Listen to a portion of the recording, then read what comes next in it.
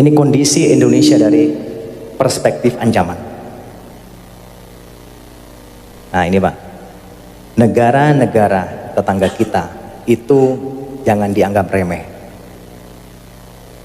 Mereka punya backing semua Pak.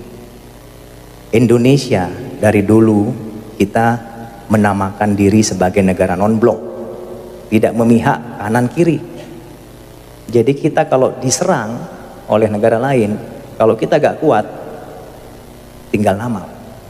Tapi negara tetangga kita seperti Selandia Baru, Australia, Singapura, Malaysia, Inggris, ini membentuk yang namanya FPDA, Five Power Defense Agreement.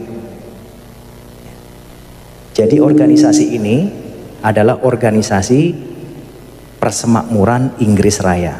Kalau Malaysia misalnya diserang oleh negara lain, maka 5 negara ini juga akan membantu.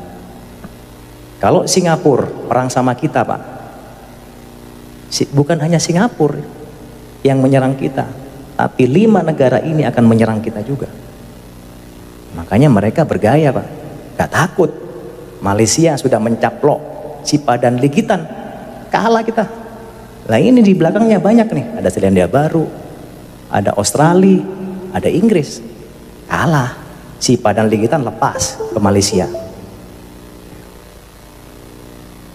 Ini Pak, Sipadan Ligitan, Blok Ambalat, ini Malaysia. Singapura yang negaranya kecil, ya sebesar kota Malang, dia berani-beraninya Pak melaksanakan reklamasi pantai ke arah kita. Berani-beraninya dia tidak setuju menolak nama KRI Usman Harun. Apa hubungannya? Kok berani negara kecil? Ya berani karena ini Pak di belakangnya. Indonesia takut. Tapi kemarin Indonesia sempat tegas. Oh nggak peduli. Bagi saya Usman Harun itu adalah pahlawan. Bagi Anda mungkin ya silakan. Pemberontak kami gak ada urusan. Tapi bagi kami Usman Harun adalah pahlawan. Nah itu hebat. Berani kita. Kayaknya tetap mereka tidak ngungkit-ngungkit lagi. Nah ini Pak, ini salah satu bukti negara kecil kok berani gitu loh ke Indonesia. Kurang ajar gak kira-kira? Ngelama dia. Lawan Malang aja Arema gak berani. Lawan Indonesia ya kurang ajar. Australia, nah, menyadap pejabat tinggi kita, disadap. SBY, ya, bayangkan. Ini negara tetangga kita, jangan dianggap remeh, ini bisa berbahaya pada kita. Ini skenario Pak. Bayangkan, ini sudah mulai disetting, diskenariokan, Tiongkok nanti akan mendapat bagian Kalimantan. FPDA, Australia semua tadi itu, Inggris, Malaysia, Pulau Sumatera dan NTT. Pulau apa ini Pak? Sulawesi itu nanti ISIS Pak. Kemudian ini yang paling kaya raya ini. Ini punyanya Amerika Pak. Ini bayangkan Pak. Kita sudah dibagi-bagi seperti itu. Makanya Panglima TNI Pak paling getol sekali. Beliau menyampaikan masalah wawasan kebangsaan.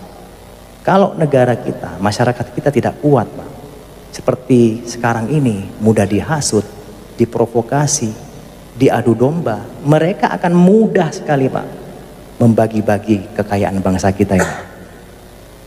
Nah, ini sudah ada desain dari luar. Yang jelas biar Bapak semua mengetahui.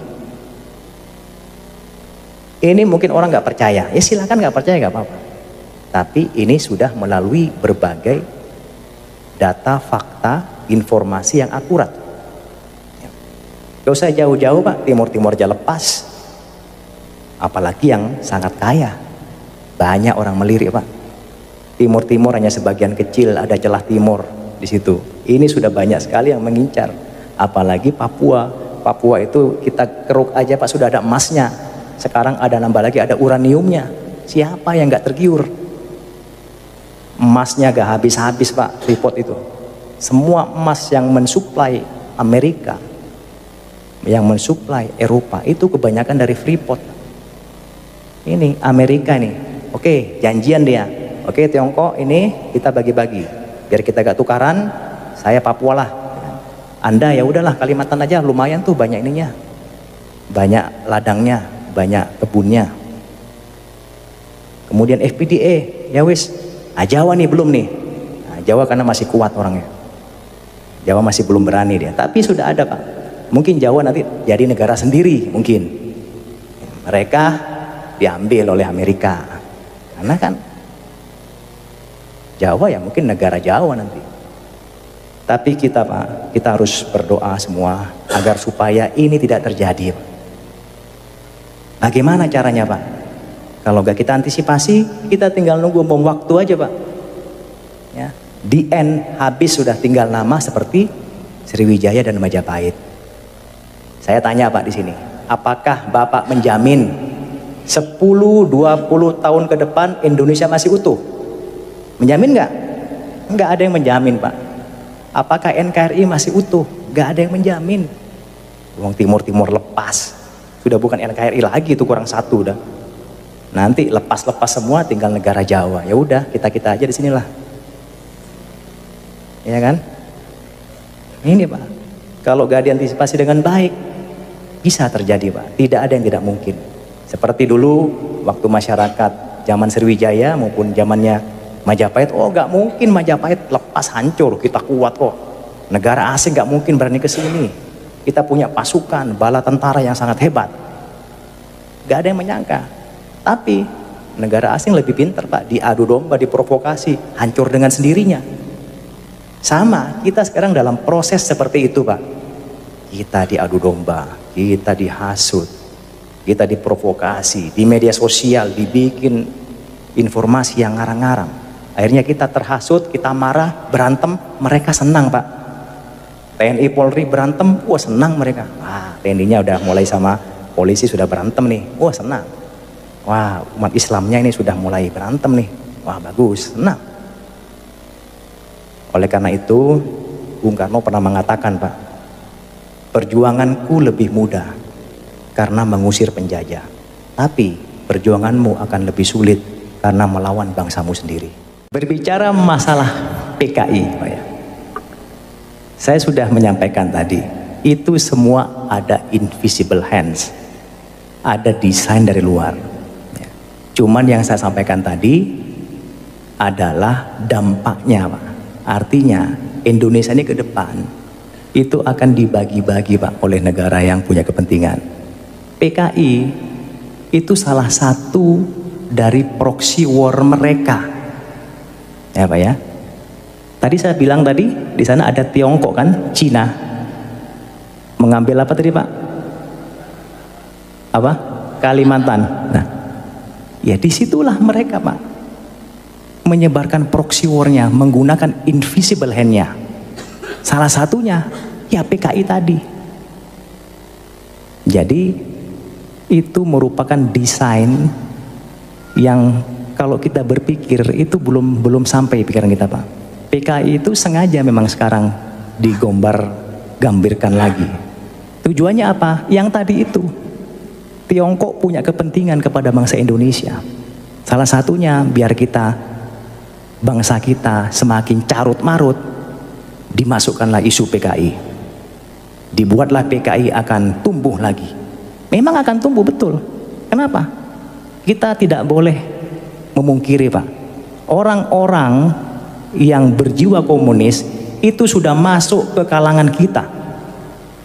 Masuk di pemerintahan, di DPRD, ya, bahkan di ulama, mungkin juga di TNI Polri sudah ada Pak. Cuman kita gak usah lah, ini kan saudara kita semua. Yang saya bahas tadi itu adalah orang-orang pihak luar yang punya kepentingan. Mereka menggunakan bangsa kita sendiri Pak. Kasihan, kita menjadi korban. Jadi kita komunis ini menggunakan orang-orang Indonesia sendiri untuk masuk ke berbagai kalangan. Tujuannya apa? misalnya dia masuk di pemerintahan, misalnya dia masuk di DPRD, sudah ada deal-deal. Nanti kalau Anda menjadi anggota dewan, kalau Anda menjadi pejabat Pemkot, tolong buat kebijakan yang menguntungkan saya. Nah, itu sudah ada deal-dealnya, Pak. Ya mungkin Bapak lebih tahu lah, gak usah saya bahas lebih lanjut, nanti tidak elok. Ya, itu sudah ada deal-dealnya.